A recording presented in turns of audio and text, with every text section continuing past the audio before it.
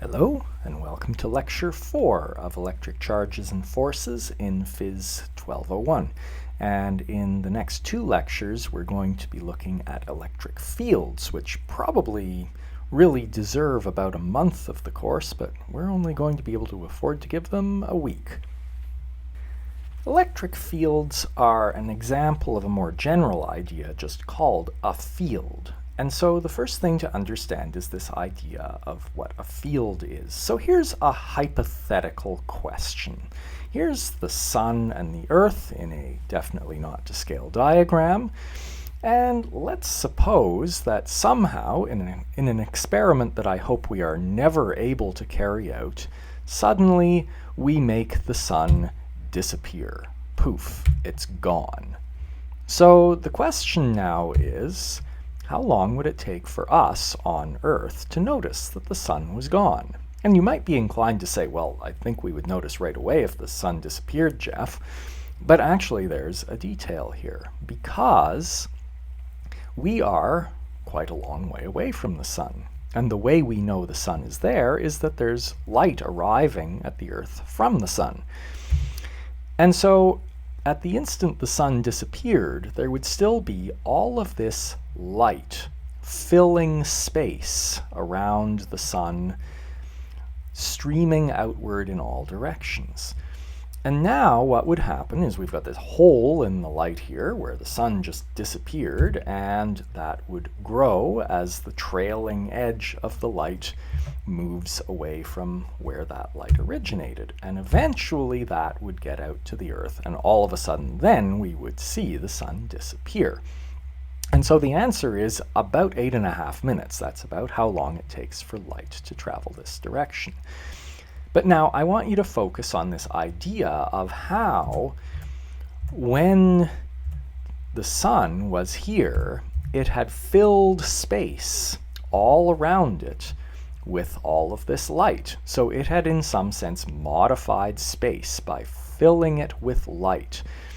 And what we interact with on the Earth is not the sun directly.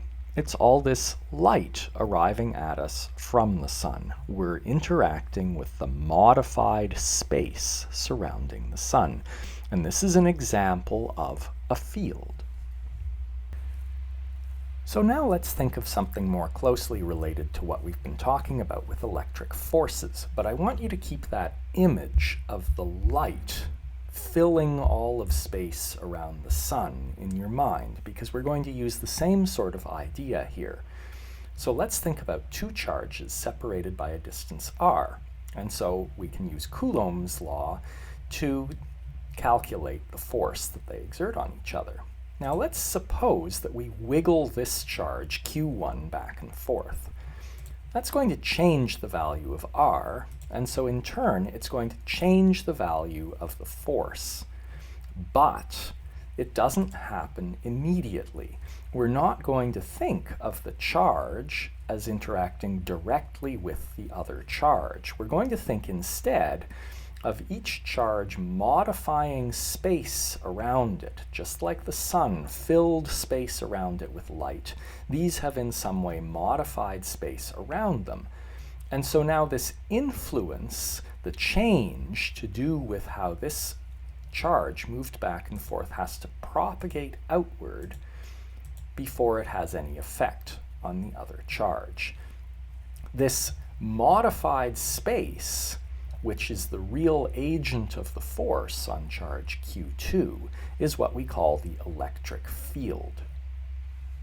I just want to make clear that we're not actually going to worry about how the influence of one motion of a charge is delayed on other charges, but we are going to use this idea of how all of space around a charge is filled with this thing we call the field, and that it's this field which is what actually exerts the electrical forces.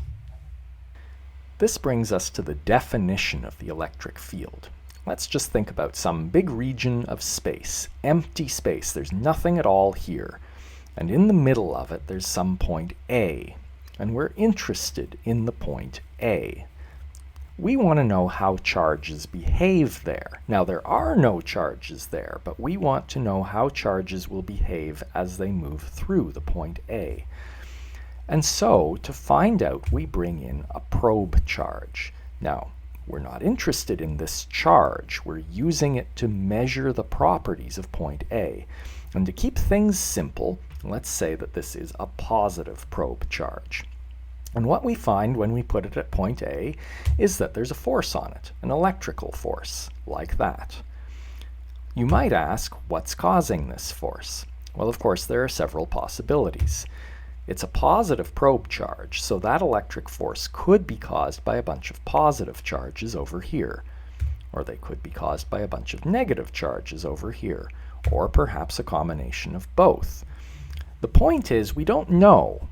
Or perhaps we do know about the arrangement of charges, but it's so complicated we actually don't want to have to worry about it. So instead, we define this thing that we call the electric field.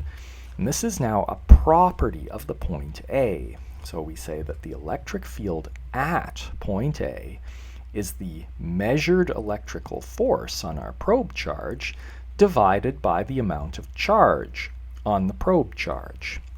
And what this now allows us to do is say that attached to the point A, or associated with it, is this field vector E, which is a property of the point A. It doesn't in any way depend on the probe charge. It's a property of the point in space. Let's check that you've understood the basic definition of the electric field. So suppose we have some negatively charged ball. Call it Q. It's right here. And near to it, there's some location that we've labeled P. And this charge here is the only charge in the whole region. There are no other charges nearby. So which way does the electric field point at P?